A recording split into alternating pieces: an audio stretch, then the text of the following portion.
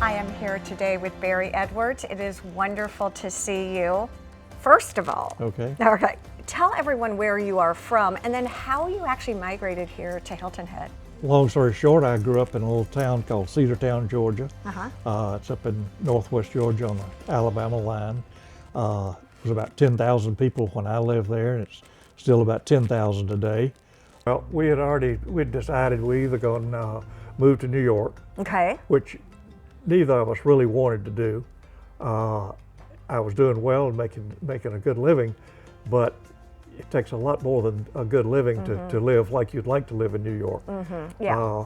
And to keep a family together. And So we'd talked about it and either move to New York or just do something totally different, okay. whatever it would be. And we came to Hilton Head for a weekend. Some friends of ours Okay. had bought a place down in Harbor Town, and in the first building there, where Knickers is located, Yes. was the first building built down in Harbor Town, and they had a apartment up above it. We came down for a weekend and just fell in love with it. And the island was booming. Everything was building here and there. And I started looking around. I said, there's got to be a way to make a living with all this development going here. And I met Jim Bradshaw Yes. at a cocktail party. The second night we were here, and got to talking with him and asked him about if he knew of any business opportunities. And he said, well, as a matter of fact, he said there's a mom and pop landscape nursery for sale. And I said, oh no, that's Anything but that. I said, that doesn't interest me at all. And I said, I don't like to work in the yard. I don't know anything about it. And it's just, Yeah. and he said, it's a good opportunity. He said, I'll tell you why. He said, there's a lot of commercial work that's starting here. Condominiums being built everywhere. And the landscapers who are doing all that work are either coming out of Savannah or Charleston Interesting. or Walterboro. But the local folks are only doing residential. And he said, you come here and get into the commercial side of it. And he said it would be a good opportunity. And I didn't think much more about it. I woke up the next morning, I started thinking about our conversation. I said, I'm gonna look into that. And we left the island that weekend and driving off the island up through Cherry Point. Yep. And we were talking about the possibility of coming in, and we'd come to see the nursery. Got it. Didn't have any figures on it, and just looked at it. And all it had was that little Quonset hut Okay. thing that was out here was the office. Of course, this building wasn't here. There wasn't anything here except a piece of a greenhouse. Right. And I like it, a piece of a greenhouse. Yeah. it was pretty sad. And as we were leaving, going through Cherry Point, Ruthie said, stop the car. And I said, why? And she said, that building back there is for sale. I said, so what? And she said, turn around. So we turned around, and this building This building. was obvious. It was a church, and they had built a new brick church next door to it. And this building, sitting there on the side of the road, had a for sale sign on it. So we walked around, looked at it, and noticed one of the windows was open. And so we pulled a barrel or something, there was a bucket there, up and climbed in the window. Of course you did. And just looking around, and at that time the front door opens, and it was the deacon who lived across the road. And he had seen us go in the church. He said, you don't have to climb through the windows. He said, the door's open. How did you decide on the name and the logo of the Greenery? Was that again a team effort? Yeah, we actually there was a company in New York that did interior green stuff called called the Greenery. Oh, interesting. And we thought that was interesting.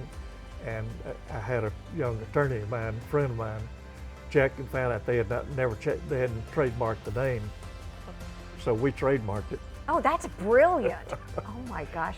And then Ruthie created the logo with the help of Ralph Ballantyne. Oh, yes. So that's how the logo was created. Ruthie drew the tree. Okay. And kept fooling with it. We liked it, but it, wasn't quite. And she took it down and asked him to help her with it, and he was, you know, like all the other pioneers down here, willing to help anybody and everybody. And he's the one, he put the circle around it, and just, I knew I had to turn it into a business. Okay. That just being a mom and pop nursery was not going to pay the bills, wasn't going to pay the note of what I was paying for it. So I knew from the start, I had to turn it into a bigger contracting business. They had 6 people on the payroll. Okay. They did residential work, and did really good work. But you know, if they did 2 houses a month, that was a big month. Yeah. And then they had the nursery operation here. So I thought from the day one in terms of turning it into a bigger business. Ruthie thought from day one, making it cute, Yeah. and a fun nursery and all the creative things that go into that. Bring people in. That go into that sort of thing. So moving here just didn't involve buying a business, though. It involved uprooting your whole family. How did you decide where to live? What was going on at the island in 1972, turning 73? We rented a house on North Forest Beach first. I think we were there for about 3 months. And then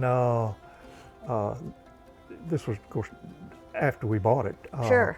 And the 10 days after we bought it, I woke up in the middle of the night, and the house was cold, and we were right on the beach. And I tried to flip on a light, and there was no power? electricity. So I got up and I went walking through the living room to go back where I thought the breaker box would be to see if something was thrown. Sure. And as I passed the sliding glass doors on the front of the house, I realized everything was white outside. And then it dawned on me, it was snow. No, really? In 1973? 1973 had 6 inches of snow, and the power was off. Yeah. And I came back and jumped in bed, and I pulled the covers up, and Ruthie was asking me what was going on. I said, "You're not going to believe this." I said, "Snow," and I'm sure that's what's knocked the power out.